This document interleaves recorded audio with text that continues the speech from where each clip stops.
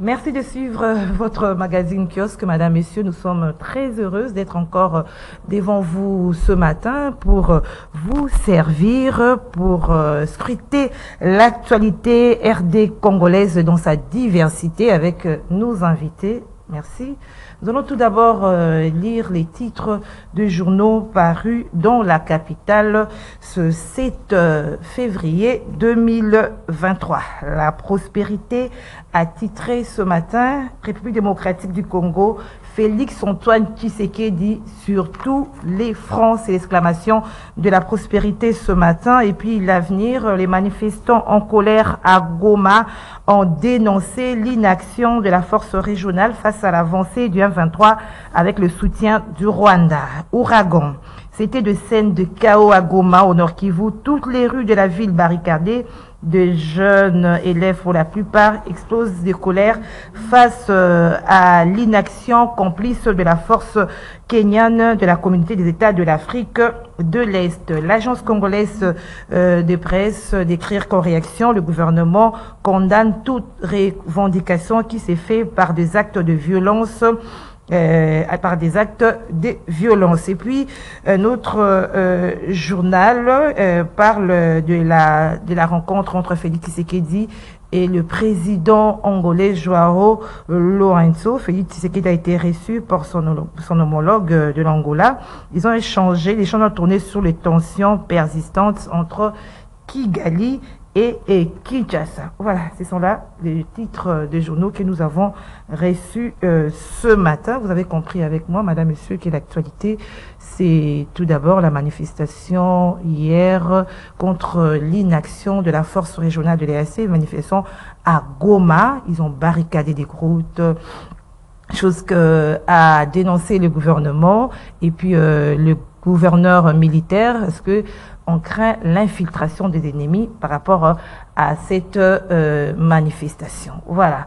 Et un autre sujet que nous allons en parler ce matin, c'est ce qui s'est passé hier à la primature, où les vidéos ont circulé hier sur la toile. Il y a eu accrochage entre un groupe de députés provinciaux réunis au sein du collectif de députés provinciaux de la RDC et les agents de sécurité à la primature. Voilà. Hier, la toile a enflammé par rapport à cette vidéo qui a circulé au sujet de l'accrochage entre les députés provinciaux et les agents commis à la garde de la primature. Nous allons avoir deux invités dans ce plateau de kiosque. Le premier est déjà là, Merveille Bayengele. Bonjour. Bonjour, madame. Vous avez toujours du mal à, cette fois-ci, j'ai bien prononcer.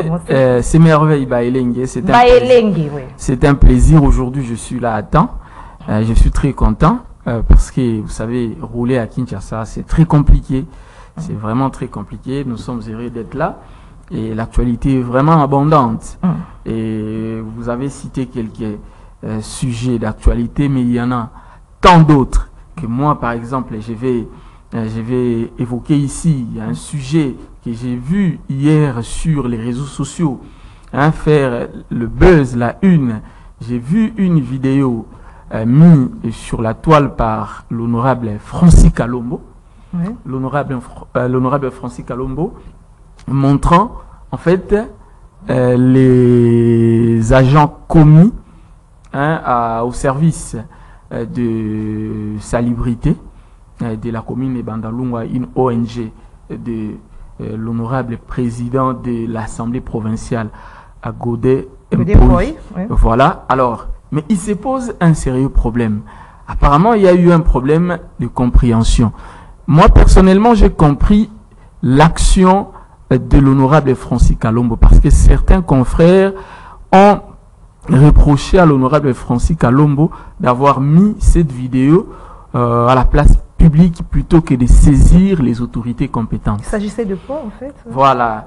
En fait, ils sont en train d'assurer la salubrité de la commune de Bandalungwa. Vous savez, aujourd'hui, avec des immondices qui jonchent les rues, tout, l'ONG de l'honorable Godin Poyi s'occupe en fait de nettoyer les artères publiques, les avenues.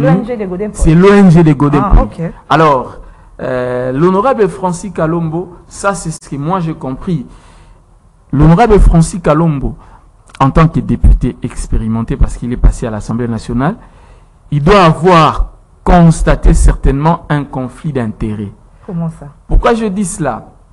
Il y a peu, en fait, le gouvernement central avait déboursé les moyens pour permettre à la ville de Kinshasa d'assurer la propriété.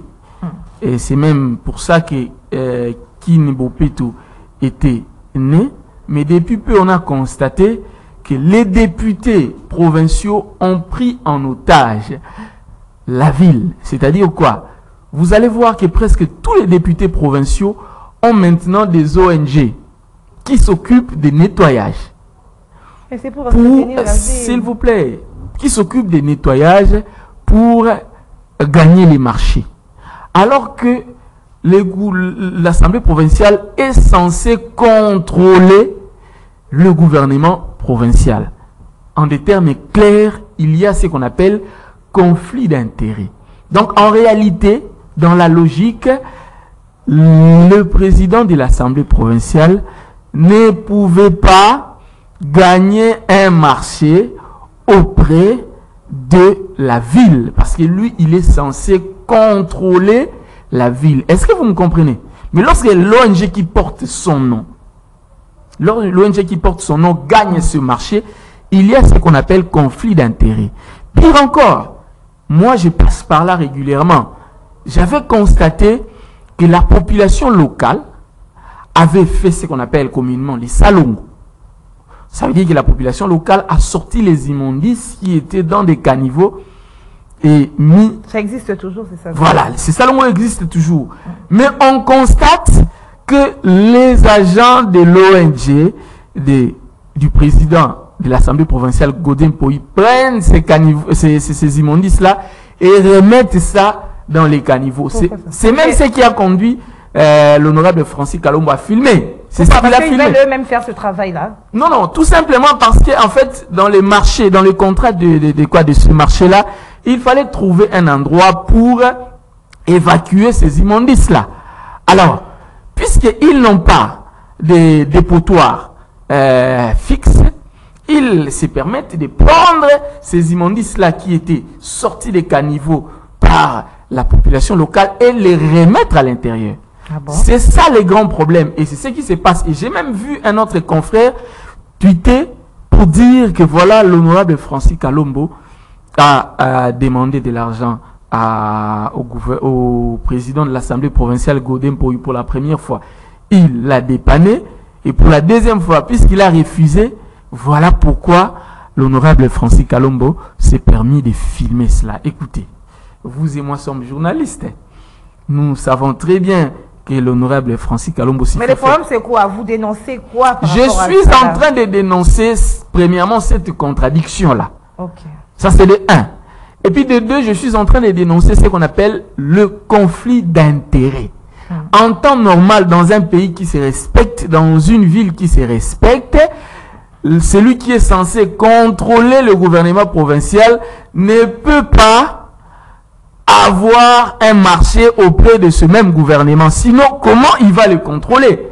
C'est ce qui s'est passé. C'est ce qu'on appelle en des termes clairs le conflit d'intérêts. Et c'est ce que Francis Kalombo est même en train de dénoncer. Okay. Je vais revenir sur ce que j'étais en train de dire. C'est très important parce que j'ai vu parfois nos confrères, nos amis journalistes vont un peu au-delà des faits. Vous avez vu quoi? Un confrère journaliste qui s'est permis de dire que non, Francis Kalombo a demandé de l'argent à Godin Poyi. Non, il n'a pas demandé. Permettez que je termine dans ma logique. Il a demandé de l'argent à Godin Poyi. Godin Poyi a dépanné pour la première fois et pour la deuxième fois, Godin Poyi a refusé. Voilà pourquoi il a commencé à faire du chantage au président de l'Assemblée provinciale. Mais je vais vous dire une chose. Vous le savez mieux que moi que Francis Kalombo a été député avant Godin Poyi. Godin Poyi, c'est un pasteur. Il a été... Mais cela n'empêche pas aussi qu'il puisse demander des... Non, mais est-ce qu'il en a les preuves? Est-ce que vous en avez les preuves? Donc vous rejetez sur tout ça? Non, mais c'est faux. Un journaliste ne peut pas se permettre de dire cela. Venons-en à notre premier sujet. Comme vous avez évoqué la question des députés provinciaux de l'Assemblée provinciale. Alors, c'est ce qui s'est passé hier. Il y a eu un accrochage entre les caucus de députés qui étaient à la primature pour réclamer leur arriéré d'émolument, 5 mois. Alors, il y a eu accrochage entre ces députés et le ministre et la garde de la primature. Alors, quel commentaire vous faites par rapport à cette situation? D'abord, les députés provinciaux sont dans leurs droits. Ils ont droit d'être payés. Ça, c'est la Constitution qui le garantit.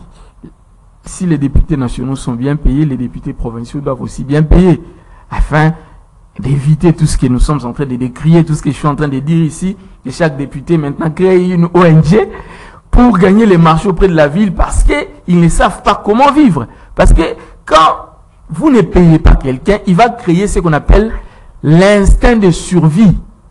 C'est ce qui se passe avec les députés maintenant. Ils créent des ONG, ils gagnent les marchés auprès de la ville, et il y a ce qu'on appelle conflit d'intérêts. Ils ne peuvent plus contrôler Ngobila. Voilà pourquoi il faut laisser Francis Kalombo dénoncer. En même temps, l'acte des agents commis à la sécurité du Premier ministre personnellement, moi, je condamne. Je condamne, et je sais que même le Premier ministre ne serait pas d'accord avec ça. Les députés ont un caractère sacré.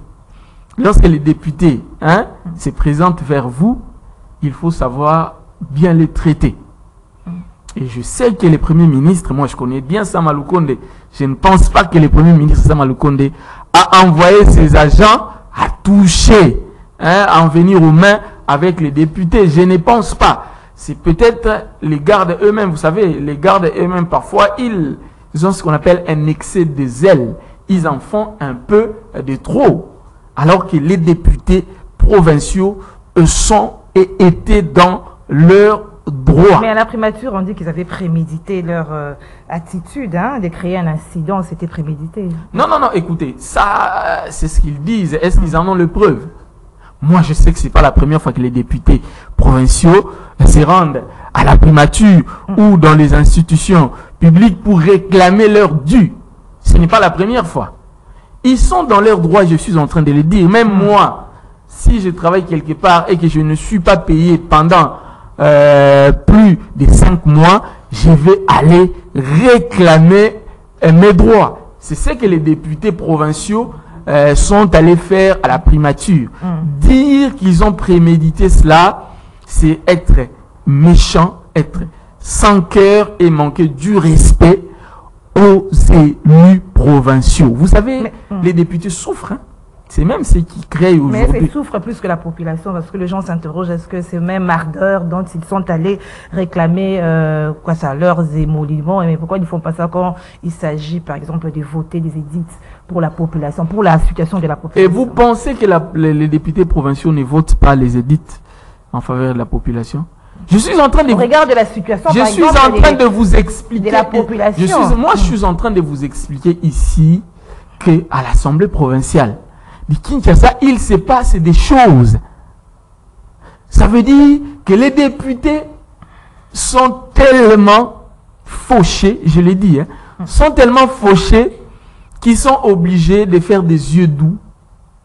J'ai bien dit, des yeux doux. Ils ne gagnent pas 21 000 $. J'ai dit que les députés provinciaux sont tellement fauchés qu'ils sont obligés de faire des yeux doux au bureau de l'Assemblée provinciale, mais aussi au gouvernement provincial, surtout à Kinshasa. Voilà pourquoi vous constatez que Ngobila est comme un maître. Mais vous parlez des députés fauchés, merveille, mais ils réclament qu'ils ont perdu 3 000 $. Quelqu'un qui est fauché, il se promène avec 3 000 $ pour aller réclamer des émoluments. Non, mais c'est ce que je suis en train d'expliquer. Puisqu'ils sont fauchés, ils ont créé ce qu'on appelle l'instinct de survie. Voilà pourquoi, avant de parler de ce sujet, on a bien fait de commencer à parler de la situation des ONG. Ça ne concerne pas que Godin Pouy. Ça, c'est ce que je suis en train de dire.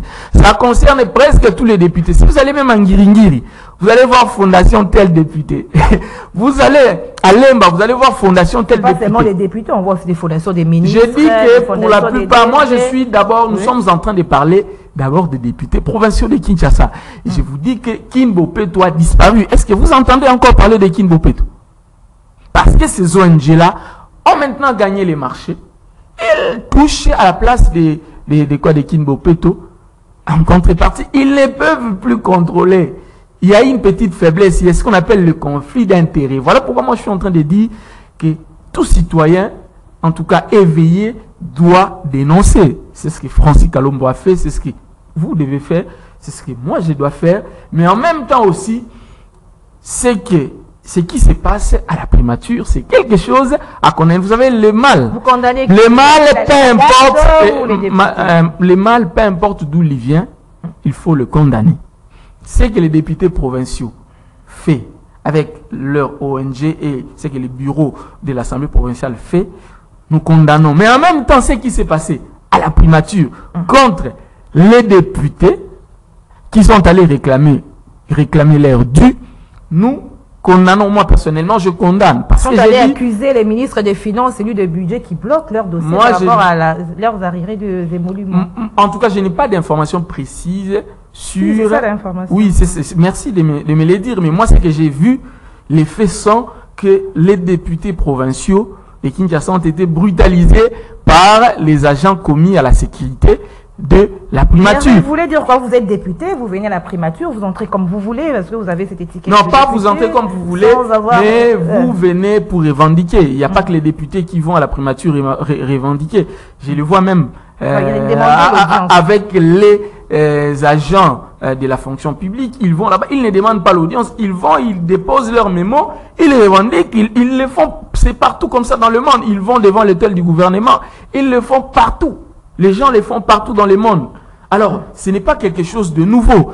Par contre, ce qui est nouveau ici, ce qui sort de l'ordinaire ici, c'est de voir la garde commis à la primature toucher les députés qui ont des, on appelle ça comment, qui ont des immunités. Voilà, merci beaucoup. On ne peut pas toucher un député comme ça. Mais c'est aussi son travail de remettre de l'ordre. Remettre de l'ordre est différent de bousculer et d'en venir aux mains. On peut remettre de l'ordre, mettre quelqu'un d'ailleurs sans pour autant le bousculer, sans pour autant le frapper. Et surtout que c'est un député, c'est un représentant de la population. Et je l'ai dit ici que je connais bien Sama Lukonde. Je ne pense pas que Sama Lukonde a donné cet ordre-là. Mais ça ternit son image, hein? Non, mais écoutez, je vous ai dit ici que partout, il y a ce qu'on appelle des zélés. Des zélés. Il veut faire plaisir au chef, il se permet de commettre une bourde. Et puis après, il se rend compte de son erreur. Eh bien, ces gens-là, souvent, sont sacrifiés, ne vous en faites pas. Les chefs, ils seraient obligés de se débarrasser de vous. Surtout que les députés provinciaux demandent au chef d'État d'agir à la minute, sinon ils donnent 24 heures au gouvernement. Si rien n'est fait, vous allez sentir que nous sommes des élus. Voilà. Ils demandent à ce qu'on puisse sanctionner la garde ou soit la démission du Premier ministre. Qu'est-ce que vous pensez de ça? Je pense que le Premier ministre, à ce stade, parce que je sais que le Premier ministre n'a pas donné l'ordre à ces gardes-là de bousculer, de frapper les députés. Je pense qu'à cette étape, il faut sacrifier ces gardes-là. Il faut les mettre de côté, parce qu'on n'a pas besoin de l'instabilité au niveau du gouvernement. Donc ces gardes-là doivent être écartés, mis de côté, et les nouveaux qui viendront doivent recevoir des enseignements bien précis sur comment traiter les personnalités qui viennent à la primature. Alors, quelles leçons à tirer par rapport à cette scène qui s'est passée hier à la primature, d'autant plus qu'il y a ici leurs enfants qui ont regardé les papas en train de se donner des coups de tête. Voilà, quelles leçons à tirer pour passer à notre sujet? Non, mais la leçon est que le pays va mal. Ce qui s'est passé là-bas, en fait, prouve l'état dans lequel se trouve le pays. Lorsque les députés ne sont pas payés, et les petits peuples, les petits agents qui sont à la fonction publique. Donc, en fait, ce qui s'est passé, c'est l'échantillon de comment se porte le pays maintenant. Le pays, aujourd'hui, est vraiment à l'agonie. Alors, Merveille, si aujourd'hui tout le monde, tous ceux qui sont à payer, on connaît qu'il y a à la Lex Sonatra, dans beaucoup d'entreprises, il y a des impayements. Si tout le monde s'est levé à aller donner des coups de tête aux agents à la primature. Je vous ai dit ici que ce qui s'est passé, ce n'est que l'échantillon Cela prouve, en fait, l'état dans lequel le pays se trouve. Et vous venez d'emboîter les pas, vous venez de confirmer ce que j'ai dit pour dire qu'à l'ONADRA, il y a des impayements. Il faut aller à la poste. Partout, il y a des impayements.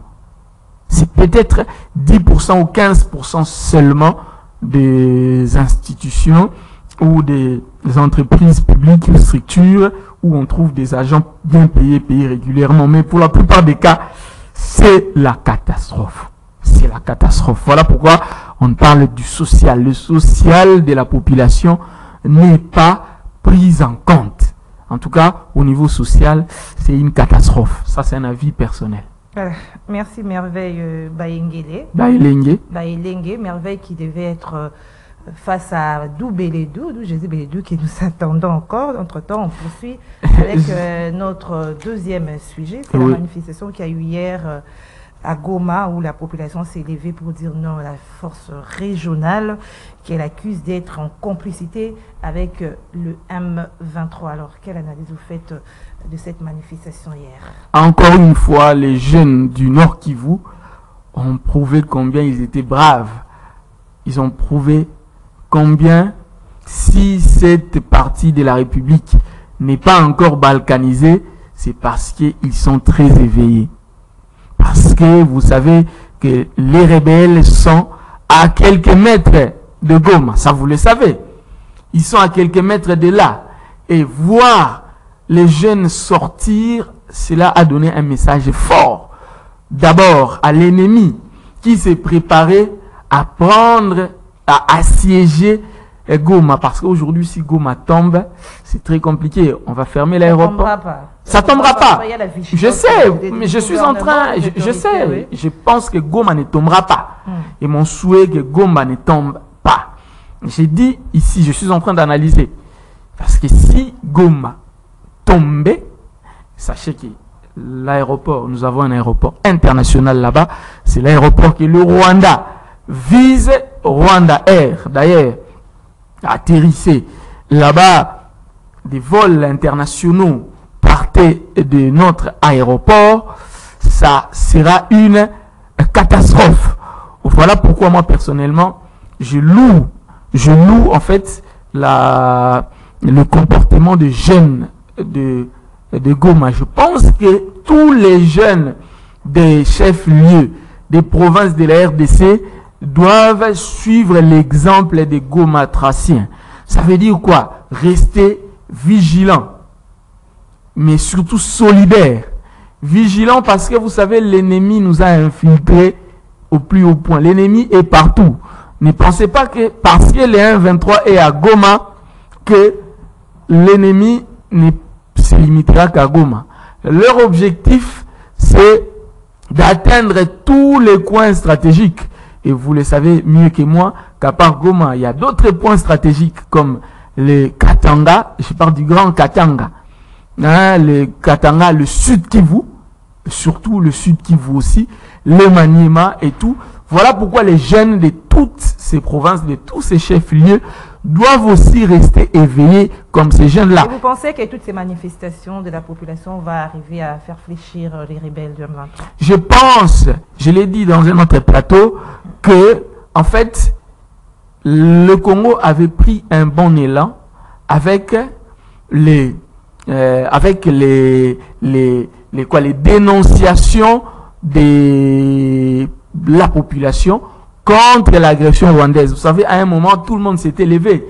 Même nous, journalistes, sur les plateaux de télévision, on condamnait, on critiquait, on avait pratiquement constitué une armée numérique contre le Rwanda. Mais après, avec, en fait, un message que moi j'avais considéré irresponsable du ministère de l'Intérieur, où on avait demandé à tout le monde d'arrêter de porter des t-shirts en soutien au FRDC et aux journalistes et d'éviter de trop parler de la situation de l'Est. Cela avait diminué la tension jusqu'au point de laisser à l'ennemi, jusqu'au point de donner, c'est le mot qui convient, donner à l'ennemi le courage de continuer, alors que l'ennemi avait déjà eu peur. les dénonciations de la population avaient même poussé à la communauté internationale de se prononcer contre le Rwanda. On a vu la France qui soutenait le Rwanda avait décidé de se prononcer en faveur de la RDC. Mais malheureusement, la RDC s'est contentée aux dénonciations. La RDC n'a pas poursuivi. La RDC a lâché prise. Conséquence, le M23 est revenu en force. Conséquence, les quelques territoires sont... Lâcher prise comment lorsqu'on voit que les gouvernements démontrent ça? Je vous ai dit que la communauté... Moi, je le dis toujours, ce qui se passe chez nous à l'Est, c'est en complicité avec la communauté internationale. Plusieurs études géopolitiques l'ont prouvé. Alors, cette communauté internationale-là ne fléchit que lorsque elle sent la population locale s'élever. Et la population locale s'est élevée. On avait constaté que la population locale menaçait, la population locale essayait de manifester, la population locale promettait même d'assiéger les sièges de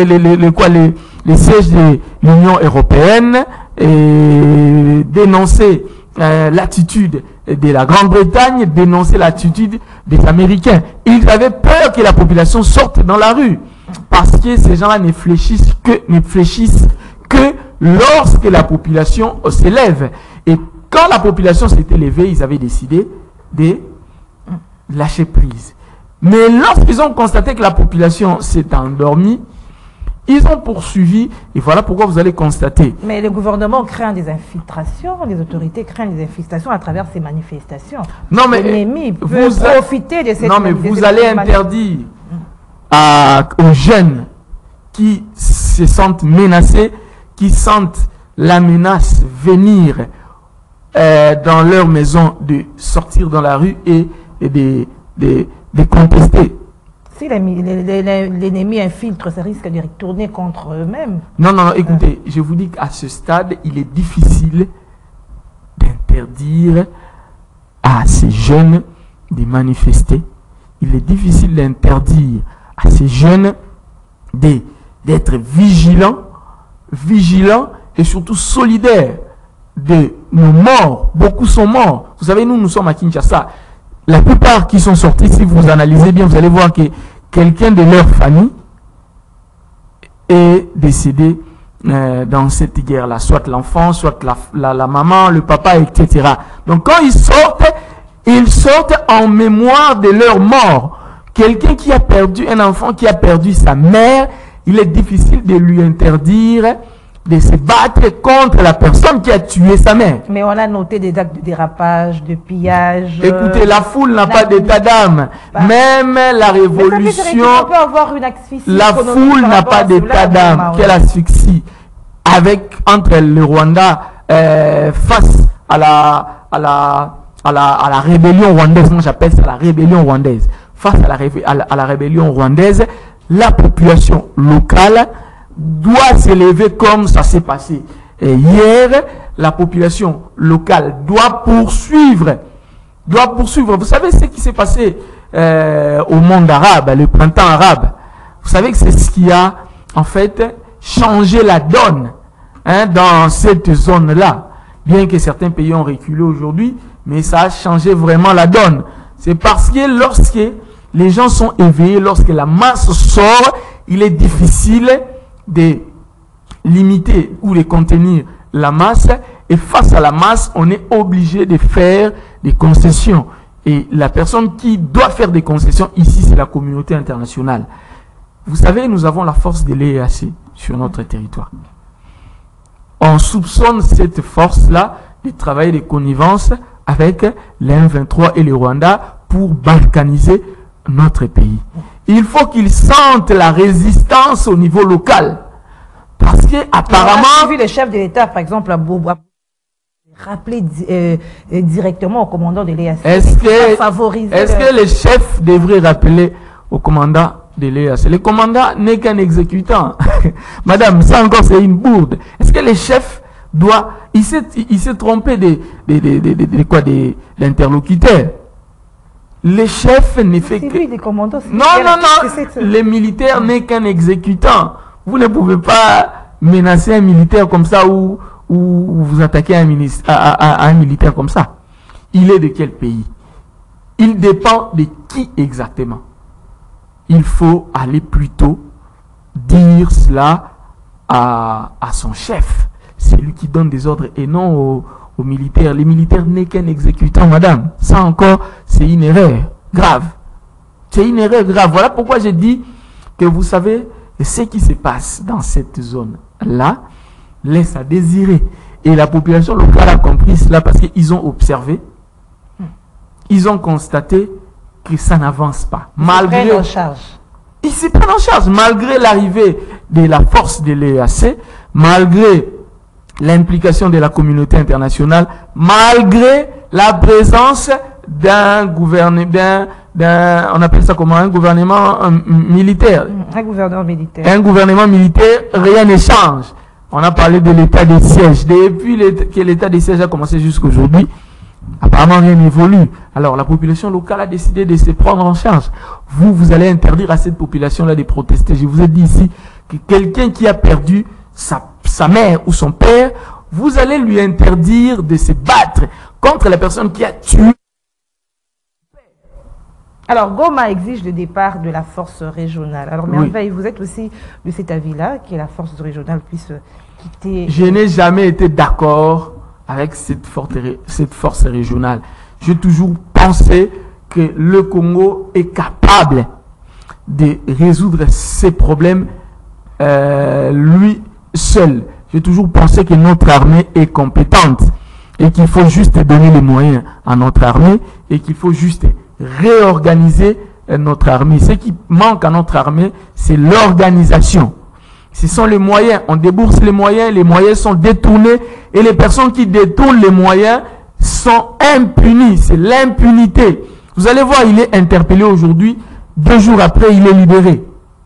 Donc, j'ai toujours pensé que nous n'avons pas besoin de cette force-là. Parce que tous ces gens-là qui viennent, la plus belle femme, le Congo, ils découvrent les minéraux, ils découvrent tout. Au lieu d'exécuter la mission, la mission leur donnée, ils vont entrer dans la danse. Ça veut dire qu'ils vont commencer eux aussi à voler les minéraux. Ils vont commencer eux aussi à extraire nos minéraux. Voilà pourquoi il faut rester avec l'armée locale, juste bien former notre armée, inculquer à notre armée l'esprit patriotique. D'ailleurs, ils en ont déjà. Moi, je connais très bien comment fonctionnent nos militaires. C'est juste que nos militaires ne sont pas motivés. Quand je parle de la motivation, je parle des moyens. Vous savez, un militaire qui va en guerre, il sait qu'il a laissé sa femme dans de très bonnes conditions. Il sait que ses enfants vont à l'école.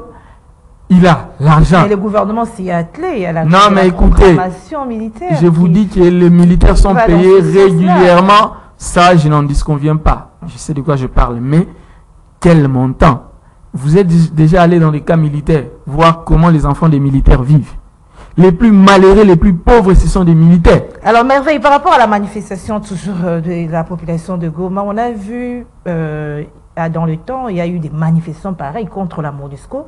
Je crois que c'est la raison même pour laquelle la population manifestait contre l'inefficacité aussi de la MONUSCO. Et l'EAC est venu. Aujourd'hui, il y a encore des manifestations contre l'EAC. Finalement, comment est-ce que vous analysez un peu cela? Et la MONUSCO et l'EAC, ils ont tous la même mission. Blanc, bonnet, bonnet, blanc. Blanc, bonnet, bonnet, blanc. La mission, c'est de nous piller les ressources naturelles de la RDC. Ils ne peuvent pas laisser la RDC libre. Ils savent que si la RDC est libre aujourd'hui, si la RDC s'organise aujourd'hui, c'est toute l'Afrique qui va se développer. Voilà pourquoi il faut créer des forces qui seront gérées par eux, qui seront dirigées par eux, qui seront financées par eux, pour qu'ils continuent à piller nos ressources naturelles. C'est bien que c'est une force africaine, mais croyez-moi, pour la plupart, ce sont des nilotiques. Et ces nilotiques-là travaillent soit avec les Britanniques, soit soit avec les Américains. C'est l'empire anglo-saxon. Donc, nous n'avons rien résolu. Et même avec l'ONU, vous allez voir que l'ONU envoie, pour la plupart, les Africains. Ce sont les Africains qui sont dans cette mission-là. Les Africains ou les Asiatiques, hein, pour la plupart. Eux-mêmes, ils sont envoyés, ils sont là-bas à Goma, hein, dans des zones très bien sécurisées, où ils peuvent manger des beefsteaks tranquillement et superviser, en fait, là où on vole nos minéraux. C'est ça les problèmes. Ce qui intéresse ces gens-là, ce sont nos richesses. Malheureusement, nos dirigeants sont inefficaces face à cela. Ils le savent. Vous n'allez pas me dire que Félix Tshisekedi, notre président de la République, ne sait pas que ces gens-là sont là, ils volent nos minéraux. Il le sait. Vous n'allez pas me dire que nos politiciens ne le savent pas. Ils le savent. Malheureusement, ils sont inefficaces. Et certains même travaillent en connivence avec eux parce qu'eux aussi en tirent les bénéfices. Voilà pourquoi je dis qu'il faut une réorganisation. Il faut une réorganisation afin que le Congo puisse aller de l'avant, madame. Alors, merveille, on a vu bien avant la manifestation, il y avait l'attaque de l'avion de la MONUSCO. Curieusement, c'est dans une zone qui est sécurisée par l'EAC. Quel commentaire ça vous inspire? Écoutez, depuis un certain temps, le Rwanda s'était senti un tout petit peu frustré et menacé, n'est-ce pas? Parce que, en fait, le Rwanda avait comme l'impression que la communauté internationale commençait à avoir un peu des penchants vers la RDC.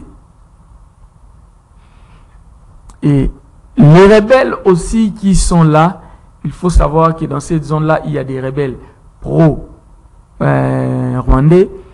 et il y a aussi des rebelles qui se battent pour rentrer au Rwanda. Hein? Il y a aussi des rebelles qui se battent pour rentrer au Rwanda parce que Kagame, sa politique, c'est quoi? C'est de chasser tous les militaires ou autres originaires du Rwanda et qui peuvent lui créer des problèmes. Et le Rwanda n'est pas le Rwanda en fait n'est pas majoritaire Hutu. Vous savez, il y a pas que, en fait, la majorité au Rwanda, ce ne sont pas des nilotiques. Ça, je vous l'apprends si vous ne le savez pas. C'est ce qu'ils veulent nous faire croire. Mais en réalité, la majorité au Rwanda, ce sont des gens comme vous et moi. Ce sont des gens comme vous et moi. Alors, le Rwanda, Kagame, avec son régime, veut, en fait, mettre hors d'état de nuire, chasser tous ces gens-là pour nous faire croire que ce sont eux qui sont majoritaires et qu'ils sont en fait discriminés à travers le monde et à travers le Congo. C'est dans sa politique. Alors, ce qui se passe dans cette zone-là, qui a tiré sur l'armée, sur l'avion, allais-je dire, la MONUSCO des Nations Unies, moi et vous ne savons pas. Ce que nous savons, tout ce que nous savons est que cette zone-là n'est pas contrôlée. Et puisque cette zone-là n'est pas contrôlée, nous ne pouvons pas savoir si c'est un sabotage. Hein? Ça peut être un sabotage aussi. Et nous faire comprendre, nous faire croire que voilà, si on peut tirer sur l'avion de la MONUSCO, pourquoi on ne tirerait pas sur un avion de la RDC? Vous savez, dans la guerre... C'est un signal. Ce n'est pas un signal, mais en fait, ça peut être une diversion. Hein? Ça peut être, en fait, une façon de nous distraire, hein, pour nous faire comprendre que s'ils peuvent, comme j'ai dit, s'ils peuvent tirer sur l'avion de la MONUSCO, ça veut dire que cette zone-là n'est pas sécurisée. Cette zone-là n'est pas contrôlée. Voilà pourquoi l'armée de l'EAC doit venir dans cette zone-là pour bien contrôler, essayer de chasser toutes les forces négatives. Alors qu'en réalité, ce sont eux qui créent de l'insécurité dans cette zone-là. Merci. Pour, en fait, extraire nos minéraux pour merci voler. Merveille. Entre-temps, le président français Macron est annoncé. Oui, il est annoncé. Écoutez, moi, votre dernier mot. Je n'attends rien d'un président qui est d'ailleurs fait mandat, comme notre président à nous, Félix Tshisekedi et Tshilombo. Là, oui. Les deux sont fait mandat. Ils sont fait mandat en France aussi. Et il y aura élection. Chez nous aussi, il y aura élection. Et je sais que l'arrivée de la France ne changera rien parce que la France a un penchant vers le Rwanda. La France, c'est quelqu'un qui soutient le Rwanda. Même la déclaration de la France en faveur de la RDC, c'était juste une façon de répondre à la pression populaire puisque la population commençait à mettre la pression. Merci Merveille, merci à vous fidèles téléspectateurs, merci d'avoir assuré ce numéro de kiosque, merci à l'équipe technique. Nous nous retrouvons demain à la même heure avec les mêmes plaisirs. Merci à Doudou Montir.